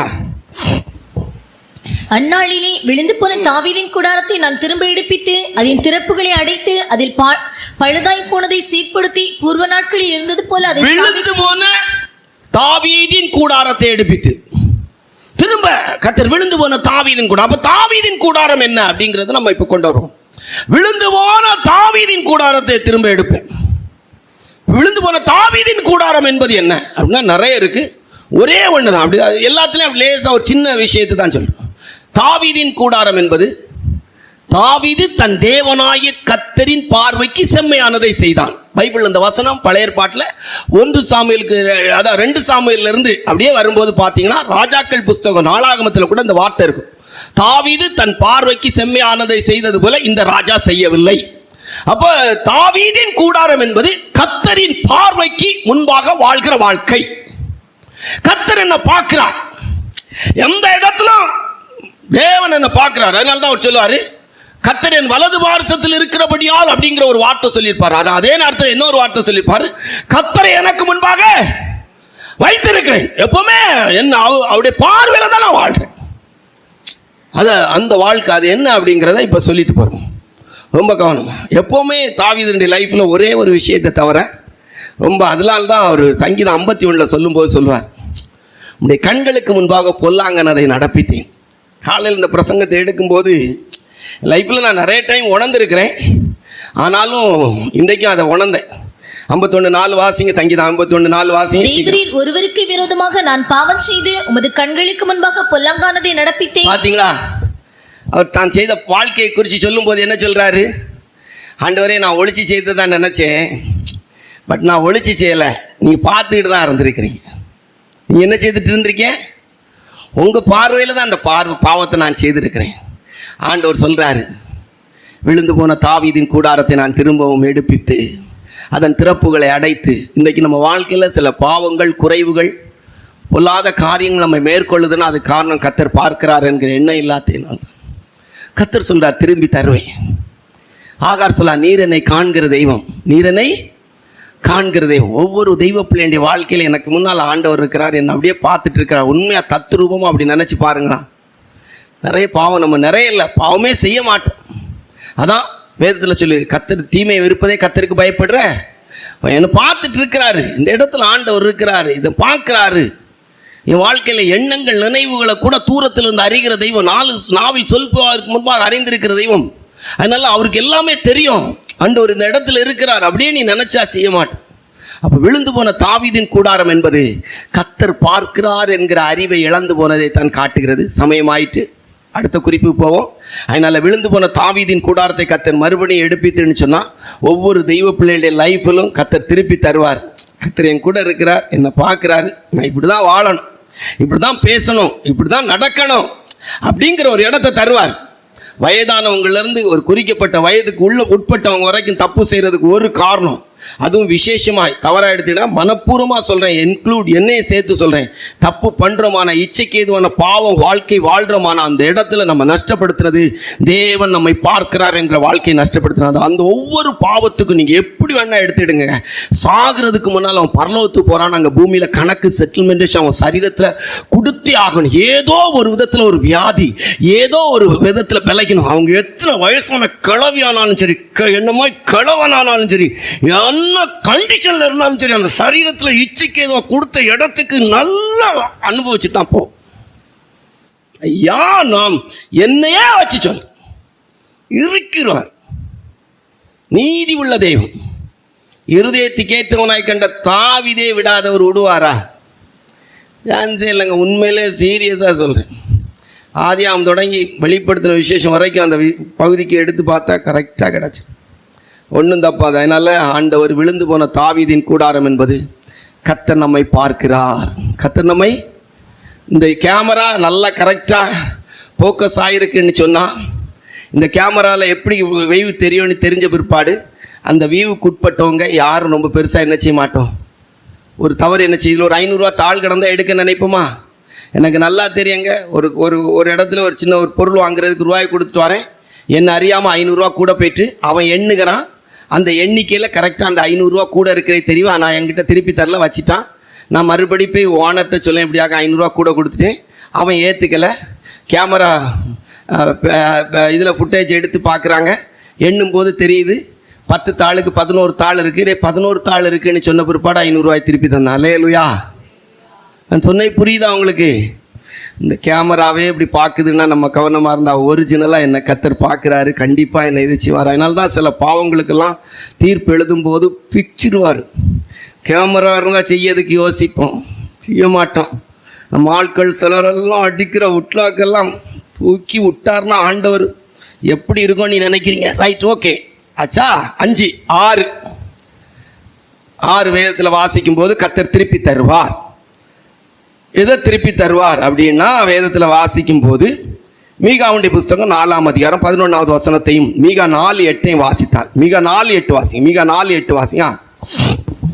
மந்தியின் துருக்கமே, சியோன் குமாரத்தின் அரணே, முந்தின ஆளுகை உன்னிடத்தில் வரும், ராஜதேகம் எருசலேம் குமாரத்தினிடத்தில் வரும்.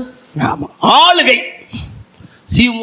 மந்தையின் துருகமே, சீயோன் குமாரத்தின் அரணே, முந்தின ஆளுகை உன்னிடத்தில் வரும். உன்னிடத்தில் அப்போ என்ன வரும்னா, ஆறாவது ஆளுகை திரும்பி வரும். சீயோன் குமாரத்தின் ஆளுகை, எருசலேமின் ஆளுகை என்ன? சீயோனுக்கு போகிறவங்களுக்கு 4 குவாலிஃபிகேஷன் இருக்குது. நல்லா கேட்டுடுங்க. ஊழியக்காரங்க சீயோனுக்கு போகிறாங்க அப்படின்னா 4 குவாலிஃபிகேஷன் ரொம்ப முக்கியம். ஒன்று என்னது? ஃபஸ்ட்டு என்னது? தாழ்மை. எது இருக்கணும்? நல்ல தாழ்மை இருக்கணும். நான் ஊழியக்காரன் இந்த பெருமையெல்லாம் இருக்கக்கூடாது. தாழ்மை, நல்ல தாழ்மை இருக்கணும். 2 என்ன இருக்கணும்? விசுவாசத்தின் பூரணம் இருக்கணும். என்ன இருக்கணும்? விசுவாசத்தின் பூரணம் இருக்கணும். நல்லா ஃபைட். அவங்கெல்லாம் மருந்தெல்லாம் சிந்திக்கவே கூடாது. உண்மையாக சொல்கிறேன். அப்படி மருந்தெல்லாம் சாவு முன்னுக்கு வச்சு ஊழியத்துக்கு வந்து பிற்பாடு 23 வயசில் கத்திரிக்காய் சாவு போகிறேன்னு வந்துக்கிட்டுங்க மருந்து எடுத்துகிட்டு தெரிஞ்சா என்ன கேவலம். விசுவாசம் எல்லாத்துலேயும் ஃபெய்த். அப்புறம் போய் விசுவாசிகள்கிட்ட காணிக்கை தாங்க, பாட்டை பாடி, பையை கொண்டு போகிறோம், டப்பாவை கொண்டு போகிறோம், அங்கே செடி வைக்கிற தொட்டியை கொண்டு போகிறோம், காணிக்கை பாட்டை பாடி போடுங்க, உங்களை போடுங்க, கம்மலை போடுங்க, ஒன்றையை போடு அப்படின்னு சொல்லிட்டு பாட்டா பாடிட்டு இருக்கிறது ஃபெய்த். விசுவாசத்தின் பூரணம். 3 பரிசுத்தம். என்னது? பரிசுத்தம், தூய்மையான வாழ்க்கை. 4 பாடுபடுதலின் பூரணம். அல்லேலூயா. வந்துக்கிட்டு இல்லை நாங்கள் ஊழியக்காரங்க, ஐயோ எங்களுக்கு முடியாது. பாடுபடுதலின் பூரணம். என்ன பூரணம்? ஒரு காலத்தில் வெங்காயம் வெட்டும் போது வேகமாக வெட்டிடும் கடக்கடான்னு. இப்போ அப்படி இல்லை. ஒரு பொருளுக்கு எப்படி தேவையோ அவ்வளோ நைஸாக வெட்டும். சின்ன சின்ன வேலைகள்லேருந்து எல்லாவற்றுக்கும் பாடுபடக்கூடிய கிருபை இருக்கணும். அல்லேலூயா. நம்ம சபையில் அதுக்கு முன் உதாரணம்னா அந்த லைசா காத்தான். காற்று நல்லா இப்போ அடிச்சுன்னா நம்ம கேட் 2 டைம் பூட்டணும். தான் கண்டிஷன். காற்று நல்லா அடிச்சுட்டுனா கேட்டு பூட்டணும். அவங்க நடந்து போகிற நிறைய நாள் நினச்சிருக்கேன். டக்குன்னு ஒரு டாரஸ் வண்டி போனால் பக்கத்தில் ஒரு சின்ன சாக்கடமாக இருந்தால் என்ன செய்வாங்கன்னு சொல்லி ஒன்றும் அடிப்படாது. ஆனால் ஆளை டக்குன்னு இது செய்யணும்னு சொல்லி அது மாதிரி தான். ஆனால் இன்னைக்கு பாருங்கள், உள்ள நாளெல்லாம் 3 வீட்டில் வேலை செய்யணும்னா செய்து ஞாயிற்றுக்கிழமை வந்து இருந்து நம்ம ஆட்கள் எல்லாம் சாப்பிட்ட உடனே, அதாவது சாப்பிட்டு பிரதர் பார்த்தாராங்கிறதுக்கு முந்தி பெருக்கிடுவாங்க. 200 ரூபாய்க்கு 300 ரூபாய்க்கு நம்ம சபையில் இன்றைக்கும் வேலை செய்யக்கூடிய ஆட்கள் இருக்கிறாங்க. 2 மணி நேரமாக கக்கூசு வரைக்கும் கடைஞ்சி தேக்கி இருக்கும். ஆனால் 2 பாத்திரம் தேய்ச்சா தரக்குறவாயிரம் தேய்க்க மாட்டாங்க. ஆனால் இன்றைக்கும் அவங்க அதை செய்யக்கூடிய பாடுபடுதலின் பூரணம். 4 என்னது? என்ன பூரணம்? என்ன பூரணம்? அதனால் நீங்கள் எல்லோரும் இனிப்போம் கூட்டம் முடிஞ்சோடனே இன்றைக்கி நம்ம ஆட்கள் கொஞ்சம் ரோசம் உண்டு. டக்குன்னு என்னைய சொல்லிட்டாங்கன்னு சொல்லி ஆம்பளேல் போயிடறாங்க. போய் நீங்கள் பாத்திரம் எடுத்துன்னு தேய்க்க உட்காந்துறாங்க. அவங்க நினைக்கிறாங்க நீங்கள் சொல்லி நாங்கள் கேட்குற பழக்கமாக உண்டு அப்படின்னா இதுக்கு முந்தைய பரலோகத்துக்கு போயிருப்போமே. பாடுபடுதலின் பூரணம். 4 என்னது? அப்போ இங்க ஆளுகை, மந்தையின் திருகுமே, சீயோன் குமாரத்தின் அரணே, முந்தின ஆளுகை உன்னிடத்தில் திரும்பி வரும். அல்லேலூயா. ஆளுகை சுபாவத்தில் ஒரு ஆளுகை. நல்ல ஆண்டவர்கிட்ட கதறி கேட்டுட்டு இருக்கேன். ஆண்டவரே, கோபங்கிற ஒன்னிய மனசுக்குள்ள வரவே கூடாதப்பா. அப்படி ஒரு சிண்டம்ஸே எனக்குள்ள இருக்கக்கூடாது. ஏங்க 1 கோடி ரூபா ஒரு பேங்க்ல இருக்கு, நான் போயிருக்கேன். அவங்க என்ன வருமா? ஆபிரகாம் வருமா? வருமா? உங்க வீட்டுக்கு முன்னால 10 ஆடு அவுந்து ஆடுது. யாருக்கும் ஆடு, ஒரு ஆடை பிடிக்கும், உங்களுக்கு என்ன வருமா? வராது. அப்போ கோவம் வரலாமா? அல்லேலூயா. எத்தனை விஷயத்தை நம்ம இப்படி சொல்ல முடியும், நம்ம வாழ்க்கைக்குள்ள வராத விஷயங்கள். அல்லேலூயா. ஆனால் அப்போ கோவம் மட்டும் வர்றதுக்கு நம்ம இடம் கொடுக்கலாமா? அந்த பேய் நம்ம வாழ்க்கைக்குள்ள வரக்கூடாதுல்ல. அல்லேலூயா. எரிச்சல் அது சகோதரிமார்களுக்கிட்ட இருக்கட்டப்பா. ஆம்பளைகிட்ட எதுக்குங்க கோவம் வரணும்? அல்லேலூயா. நம்ம ஏசப்பாவுக்கு பிறந்த பிள்ளைகள், சாந்த சுரூபியினுடைய பிள்ளைகள், சாந்தமும் மனத்தாழ்மையுமா இருக்கிறேன். அல்லேலூயா. என் நுகத்தை ஏற்றுக்கொண்டு என்னிடத்தில் கற்றுக்கொள்ளுங்கள், உங்களுடைய மனைவிமார்களுக்கு வரட்டு. அல்லேலூயா. அப்போ அவங்கெல்லாம் போகலாமா? அப்போ அது எனக்கு தெரியாது. மந்தையின் துருகமே, சீயோன் குமாரத்தியன்னு எழுதியிருக்கு. அப்போ உங்களுக்கு தான் எழுதியிருக்கோ. ரைட். 6வது ஆளுகை. சரியா? 7 திரும்பி வரும். எது திரும்பி வரும் அப்படின்னா, எபிரேயருக்கு எழுதின புஸ்தகம் 11ஆம் அதிகாரம் 19வது வசனத்தை வாசித்தால், வாசிங்க. தனக்கு ஒரே பேரானவனையே பலியாக ஒப்பு கொடுத்தான், மரித்தோரிலிருந்து அவனை பாவனையாக திரும்பவும் பெற்றான். ஆமா, பாவனையாய். இது கிறிஸ்துவண்டே மரணமும் உயிர்த்தெழுதலுக்கு அடையாளமா இருக்குது. ஒரு நாள் பலிபீடம் போல நம்ம மரணத்தை சந்திப்போம், நித்தியத்துக்குரியவளா எழுந்திருப்போம். அல்லேலூயா. செத்து போங்கிறவங்க எல்லாம் கை வைத்து அல்லேலூயா சொல்லுங்க. அல்லேலூயா. எங்க நான் சாக மாட்டேங்க, இந்த சரீரத்தை விட்டு பிரியும். அல்லேலூயா. நமக்கு எங்கெங்க சாவு? பாவனையாய். இந்த உலகத்துல ஒரு சம்பவம் நடக்கும், ஒரு பாவனைக்காக. என்ன நடக்கும்? ஜெபா பிரதர் இறந்துட்டார், நீ அடக்கம் பண்ணுவீங்க. ஆனா ஜெபா பிரதர் எங்க இருப்பாரு? எல்லாம் பாவனையா தானே நடக்கும். ஆமாவா இல்லையா? உண்மைங்க அது. அதுக்கு தான் 7வது குறிப்பா அப்படி கொண்டு வந்திருக்கிறோம். திரும்பவும் நம்ம உயிரோடு தான் இருப்போம். அல்லேலூயா. புரியுதா உங்களுக்கு? ஆண்டவர் சொன்னாரு 22:2 உன் புத்திரனும் உன் ஏகசுதனும் உன் நேசகுமாரனாகி அவனை கொண்டு பலிபீடத்துல கொடு. நீங்கள் நேசிக்கிற ஜெபாபுரர் ஒரு நாள் செத்து போவார், அவரை கொண்டு அடக்கம் பண்ணுங்கள்னு சொல்லி நீங்க எல்லாம் சாட்சி சொல்லி, நான் ஒருத்தங்கள்ட்ட அடிக்கடி கேட்பேன், என்ன சாட்சி சொல்லுவீங்க, என்ன சாட்சி சொல்லுவீங்கன்னு. அவங்க சொல்லுவாங்க, நான் சாட்சியே சொல்ல மாட்டேன். நான் சொன்னேன், சாட்சி சொல்லித்தாரேன், அந்த சாட்சியை சொல்லுங்க. இல்லை, நீங்க சொன்ன சாட்சியை நான் பதிச்சு வச்சு போடுவேனே தவிர சாட்சி சொல்லவே மாட்டேன். நான் அப்ப சொன்னேன், நான் சொன்னதை பதிச்சு வச்சு போட்டா நல்லா இருக்கா, நீங்க ஒன்ன சொல்லுங்க, நான் பதிச்சு வைக்கிறேன், அதை நீங்க செத்த அன்னைக்கு போடுங்கன்னு இருக்கிறேன். நான் சொன்னேன், புரியுதா உங்களுக்கு? என்னது புரிஞ்சு? ஏங்க, ஒரு நாள் நீங்க எல்லாரும் என்னதான் இருந்தாலும் எனக்கு நம்பிக்கை இருக்கு, என்னத்தான் அறுத்து கிழிச்சாலும் அவர் என்ன அவருக்கா சேர்த்தாரு, நமக்காக தானே பேசினார், பரலோகத்துக்கு போறதை தானே பிரசங்கம் பண்ணார்.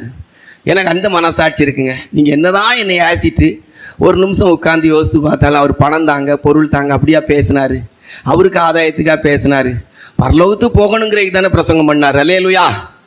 அப்படி ஆமாவா இல்லையா? அந்த எண்ணம் உங்களுக்கு வரும். சரி, அதனால செத்த அன்னைக்கு எப்படி பார்த்தாலும் போயிட்டாரு, என்னத்தையாவது யாசுவார், அங்கே ஜோம் பண்ணிட்டு வந்து சாப்பிட்டீங்களா, என்னத்தை சாப்பிட்டீங்க ஏதுன்னு சொல்லி தலைமுடி முதற்கொண்டு பாதம் வரைக்கும் இழுன்னு இழுப்பார், ஒரு கொலுசு கூட போட விட மாட்டார், இழுத்து தள்ளிடுவார். ஆனாலும் வந்து என்ன எப்படி இருக்கிறீங்க, என்ன ஏது சாப்பிட்டீங்களா, எடுத்தீங்களா, ஏதாச்சும் கொடுங்கன்னு சொல்லுவார் அப்படின்னு சொல்லி நினைப்பீங்க. பாவனையாய் கொண்டு போய் என்ன செய்வீங்க, அடக்கம் பண்ணுவீர்கள். ஆனால் உயிர் தெழுந்திருப்பேன். அல்லேலூயா. திரும்ப தருவார். எதை தருவார்? என் மாம்சத்தை புசித்து என் இரத்தத்தை பானம் பண்ணுகிறவனை கடைசி நாளிலே எழுப்புவேன், அவனுக்கு நித்திய ஜீவன் உண்டு. அல்லேலூயா. கர்த்தர் நமக்கு அழிவில்லாத வாழ்க்கையை தருவார், அழிவில்லாத வாழ்க்கையை தருவார், திரும்ப தருவார். எப்படி இருந்தாலும் சரி, ஒரு நாள் இந்த சரீரத்தை விட்டு பிரிவோம், அன்னைக்கு நம்ம அழிவில்லாதவளாய் எழுந்திருப்போம். சாவுக்குரியது சாவாமை உடையது, அழிவுக்குரியது அழியாமை உடையதாய், மண்ணானது மகிமைக்குரியதாக, பலகீனமானது பலத்துக்குரியதாக, கனவீனமானது கனத்துக்குரியதாக எழுந்திருக்கும். கண்களை மூடுவோமா? திரும்ப தருவார். ஒரே வார்த்தை தான், திரும்ப தருவார்.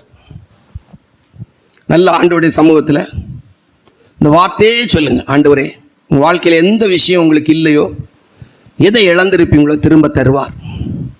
விழுந்து போன கோடாரியை திரும்ப தருவார். நீங்கள் ஒரு கோடாரியை இழந்து போயிருக்கிறீங்களா, அது திரும்ப கிடைக்கும். எதை இழந்திருந்தாலும் சரி திரும்ப கிடைக்கும். யாக்கோபு யோசேப்பை இழந்திருந்தான், திரும்ப யோசேப்பு கிடைத்தான். திரும்ப கிடைக்கும். கோடாரி மிதக்கும், யோசேப்பை பார்ப்போம், திரும்ப கிடைக்கும். மகிமை திரும்பி வரும், ஜீவன் திரும்பி வரும், இழந்து போன ஆசீர்வாதங்கள் திரும்பி வரும், நித்திய ஜீவன் நமக்கு கிடைக்கும். மனிதனை படைத்த போது நித்தியமானவனாய் கர்த்தர் படைத்தார். பாவனையாய் இந்த சரீரம் அடக்கம் பண்ணப்படும், ஆனால் நாமோ ஜீவனா எழுந்திருப்போம். ஷமானா ரிபாபாலங் கராமானா. கர்த்தர் சீயோனை கட்டி தமது மகிமையிலே வெளிப்படும் போது இந்த வார்த்தைகளும் அவரை சந்திக்க நம்மை தகுதிப்படுத்துவதாக. ஆமென்.